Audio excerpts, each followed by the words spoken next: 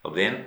Mani sauc Jānis Mirķis, un es jums pastāstīšu par inventarizāciju. Nāk gada beigas, un šis jautājums kļūst svarīgs arī tiem uzņēmumiem, kuri to dara tikai vienreiz gadā, nevis būtu kā lielāki uzņēmumi to dara varbūt reiz ceturksnī vai pat katru mēnesi. Es pārstāvu uzņēmumu Gudra Noliktava. Šī aplikācija ir saistīta ar resursu vadības sistēmu Horizon. Tātad šis video ir aktuāls tiem, kas veic inventarizāciju Horizonā. Pirms es jums pastāstu tieši, kā darbojas aplikācija, pastāstīšu arī par dzelžiem. Ir šobrīd, ko mēs esam secinājuši, 3 veidi, kā veikt inventarizāciju. Pirms jūs izvēlaties vienu veidu vai pirms jūs iegādājaties jebkādu ierīci, ieteiktu jums notestēt, kas jums šķiet visērtākā un tieši jūsu vajadzībām atbilstošāk. Tātad, pirmkārt, visvienkāršākais veids, jūs varat izmantot vienkārši savu Android telefonu un veikt skenēšanu ar tālruņa kameru. Šis veids der, ja jums preču skaits nav pārāk liels. Ja preču skaits kļūst jau lielāks un jums sāk nepatikt, kad tur zūd fokus vai vēl kādas citas problēmas, apgaismojums švakāks, tad jūs varat ar Bluetooth savienojumu pievienot šādu atsevišķu svītrkodu skenerīti. Svītrkods noskanēsies ātrāk. Attiecīgi, jums mazāk kaitinās tas, kad ir aizķere vācot datus. Un trešais variants ir tāds, kur Android ierīcē ir iebūvēts skeneris. Attiecīgi, jums nav jātur uz vienas rokas skeneris, otrā rokā telefons, jūs uzreiz ņemat PDA ierīci un skenējiet jau ar to. Viņas mēs būtu gan ar, tā kā šis variants man pieejams šobrīd ir vienkārši ar ekrānu, ir pieejams arī ar podziņām. Bet pirmkārt, nesāciet ar dzelžu iegādi, notestējiet un pēc tam domājiet par pašu inventarizāciju. Tagad pastāstīšu precīzāk, kā veikt inventarizāciju ar aplikāciju Gudra Noliktava. Šeit būs 3 video mums. Pirmajā video pastāstīšu tiem uzņēmumiem, tas būs aktuāli, kuriem inventarizāciju nepieciešams veikt vienkārši pēc skaita, kuriem nav preču grupēšana partijās vai, piemēram, būtu tiem, kam ir derīguma termiņš pārtīgas preces. Ja? Viņiem tā nav tikai prece, viņiem ir prece un 3 dažādas partijas. Tas ir atsevišķs veids. Šajā pirmajā video stāstīšu jums par to, kur ir jāveic inventarizācijas vienkārši preces nosaukums, svītrakods, daudzums. Viss fiksējāt šo un jums nav interesants nekādas partijas. Tātad, ja aplikācija ir jums uz telefona, viņa jau ir savienota ar jūsu Horizon. Dati ir ielasīti, tas nozīmē, ka preču informācija ir ielasīta. Uzstādījumos zem inventarizācijas jūs izvēlaties, ka jūs izmantosiet bārmenu lasījumus. Bārmenu lasījums nozīmē, ka tiek uz Horizon aizsūtīts svītrakods un daudzums.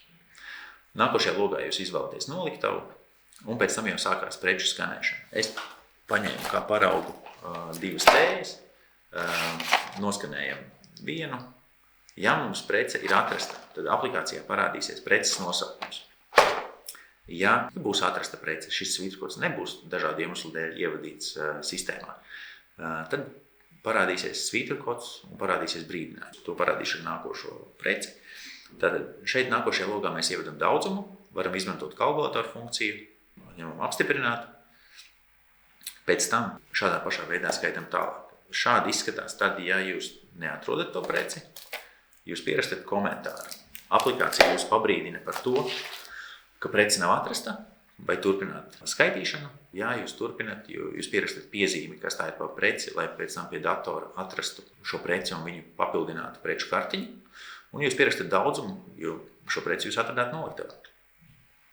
Pēc tam jūs esat savākuši visus datus, ko jūs esat gribējuši savākt savā vai no apgabalā vai visā Noliktavā. Un turpināt ar pabeigt, izvēlties dokumentu tipu inventarizācija. Un šeit jūs varat redzēt, ka jau ir pierakstīts tas svītrakods komentāros, kurš netika atrasts. Un jūs pierakstiet, es jums ieteiktu arī pierakstīt vēl papildus informāciju, kura ir tā vieta, kur jūs skaitījāt. 2. telpa, 3. telpa, 7. plaukts, vienalga kaut kāda papildus informācija, kuru jūs esat skaitījuši. Tas var noderēt pēc tam, ja ir jāmeklē neprecizitātes, ja kaut kas nav bijis pareizi saskaitīts. Nu, lūk, izvēlamies iesniegt.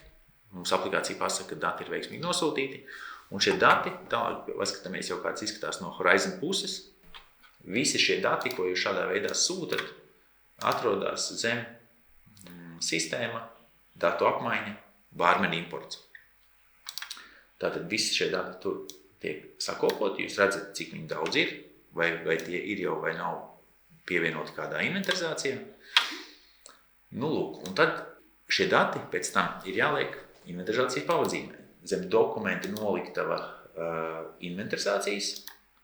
Jūs atverat un sākam veidot jaunu pavadzīmi, ievadam pavadzīmes numuru, ievadam noliktavu, un pēc tam tur, kur mums ir preču skaits, tur nospiežot vēlas labo taustiņu, izvēlamies bārmeņu, datu lasītāju saraksts.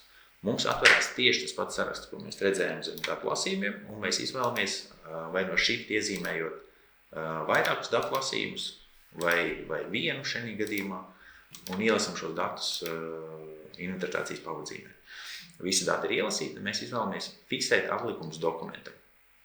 Nofiksējam atlikumus dokumentam, un pēc tam jau atlikumu korekcijās ejam un skatāmies, kas tad mums tur ir noticis, kas mums ir arī pie atlikuma apstrādes, varbūt pat ir vēl ērtāk redzēt, bet ideiski vai no atlikuma apstrādē vai atlikuma korekcijās skatāmies, kur tad mums ir tās starpības, un ja mums rodās šaubas par to, vai tiešām tik lielām starpībām ir jābūt, tad ejam un pārskaitām.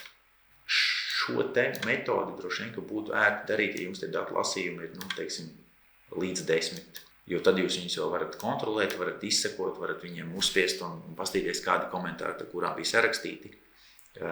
Ja ir virs 10, tad es jums nākošā video vēl pastāstīšu par to, kā taisīt inventarizāciju izmantojot tomēr Excel. Uz lielu datu apjomu tas būs ērtāk. Un vēl par šo metodi pēdējais, ko es vēlos jums pateikt, ir tas, ka šobrīd jūs esat ielasījuši inventarizācijas pavadzīmē tās preces, kuras jūs atradāt noliktavā. Jums paliek risks par tām precēm, kuras jūs varbūt neatradāt, kuras bija izmestas, sabojātas, pazudušas pirms 3 mēnešiem. Bet Horizonā vēl tās preces ir. Tātad jums vajadzētu, tā kā jūs esat pabeiguši inventarizāciju, vēl paņemt un salīdzināt ar Exceli tos atlikumus, kas jums bija ielasīti no datu lasījumiem, un to, kas jums bija sākotnēji kopējais noliktavas atlikums.